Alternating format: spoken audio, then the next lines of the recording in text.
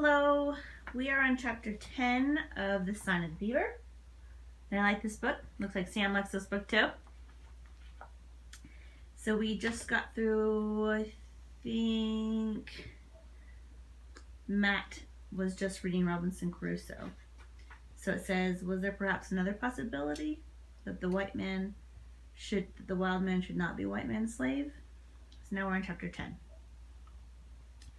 He felt weak with relief when next morning Etienne walked stiffly into the cabin and sat down at the table. Stumbling over himself, he set about the lesson. As soon as he could, he picked up Robinson Crusoe. In the night, he had carefully thought out just what he was going to say if Etienne ever gave him another chance. Now he had to talk fast because he could see that Etienne was set against hearing any more of this book. "Let me go on," he pleaded. "It's different from now on. Friday," that's what Robinson Crusoe named him, "he doesn't kneel anymore." "Not slave?" "No," Matt lied. "After that, they get to be, companions. They share everything together." Ignoring the suspicion on Etienne's face, Matt began hurriedly to read. He was thankful that he knew the book so well that he was able to see when trouble might be coming.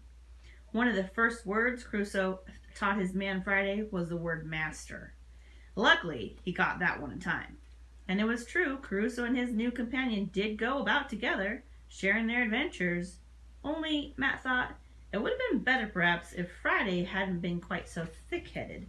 After all, there must have been a thing or two about that desert island that a native who had lived there all his life could have taught Robinson Crusoe.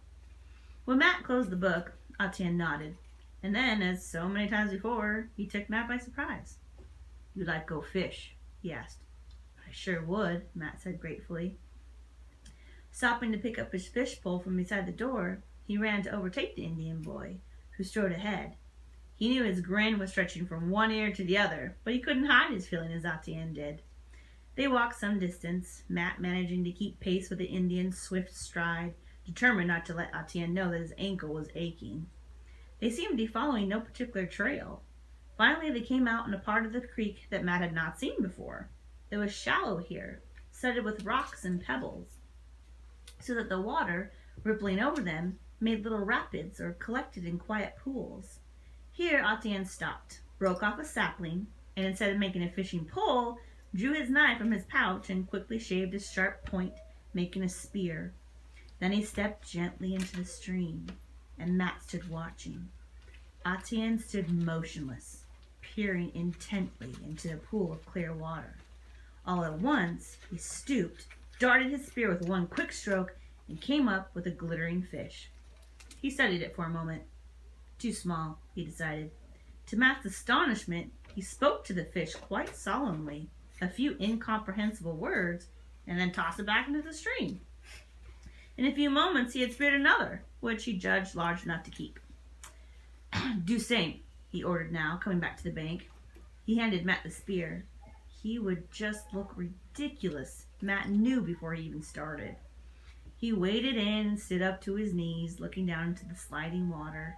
Presently, a fish darted past. At least, he thought it was a fish. It was hard to tell which was shadow and which might be a fish. At any rate, it was gone before he got his spear into the water. Presently, he saw another, this one quite definitely a fish, calmly drifting in the pool. He jabbed at it hopelessly. He was sure his stick actually touched the slippery thing.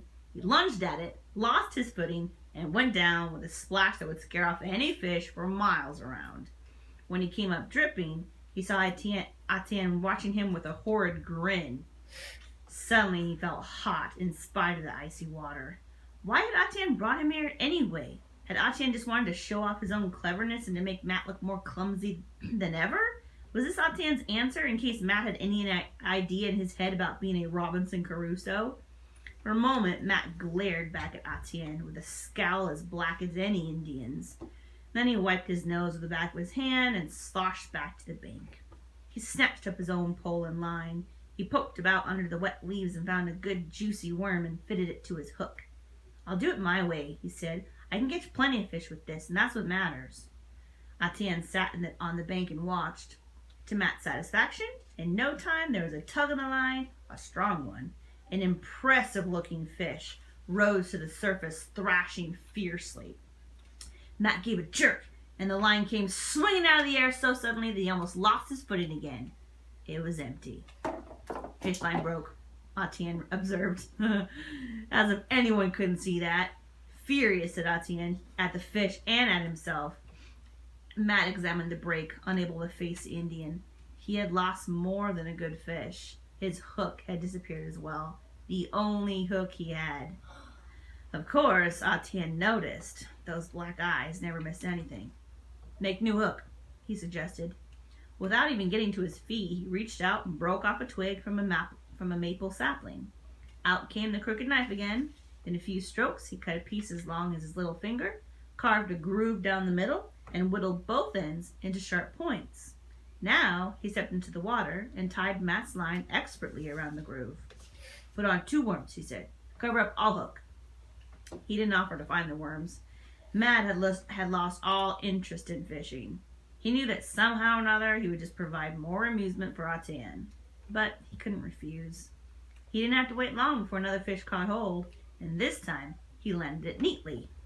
Good, said Etienne from the bank. Big. Matt was trying to get it off the line. He swallowed the whole hook, he said. Better white man's hook, Etienne said. Turn around inside fish, not get away. Back on the bank, Matt slipped the fish and extracted the hook and his line, but the thin twig had broken in half. Easy make new hook, Etienne said. Make many hooks. Of course, looking out at the simple thing in his hand, Matt realized that he never again need worry about losing a hook. He could make a new one wherever he happened to be. It was another necessary thing that Etienne had shown him, just as he had made the snare. He wasn't sure why Etienne had bothered, but grudgingly he had to admit that Etienne had proved to him once again that he didn't always have to depend on white man's tools. All at once he was hungry. The sun was straight up overhead, and it would be a long tramp back through the woods before he could cook his fish. Now he saw that Etienne had the same thought. The Indian was heaping up a small pile of pine needles and grass. He drew from his muskrat skin pouch a piece of hard stone with bits of quartz embedded in it. Striking it with his knife, he soon had a spark, which he blew into a flame. I could have done that myself, Matt thought. In fact, he had done it many times, but he had not realized that he could use a common stone as well as a splint. Get fish ready. Get fish ready, Etienne ordered now, pointing to the 2 fish on the bank. Matt did not like his masterful tone, but he did as he was told. By the time he had the 2 fish split and gutted and washed in the creek, Etienne had a fire blazing. Matt was curious to see how he would go about the cooking. He watched as Etienne cut 2 short branches, bending them first to make sure they were green. He trimmed and sharpened them rapidly, and then he thrust a pointed end into each fish from head to tail. A small green stick was set crosswise inside the fish to hold the sides apart. He handed 1 stick to Matt, 1 on each stick of the fire, 1 on each side of the fire. The 2 boys squatted and held their sticks to the blaze. From time to time, Etienne fed the fire with dry twigs. When the flesh was crisp and brown, they ate, still silently. Matt licked his fingers. His resentment had vanished along with his hunger. Golly, he said, that was the best fish I ever ate. Good, said Etienne. Across the fire, he looked at Matt, and his eyes gleamed. He was laughing again, but somehow not with scorn. What did you say to that fish you threw back? Matt was still curious. I say to him, not to tell other fish, Etienne said seriously, not scare away. You actually think a fish could understand? Etienne shrugged. Fish know many things, he replied. Matt sat pondering this strange idea. Well, it seemed to work, he said finally. At least the other fish came along. A wide grin spread slowly across Etienne's face. It was the first time Matt had seen him smile.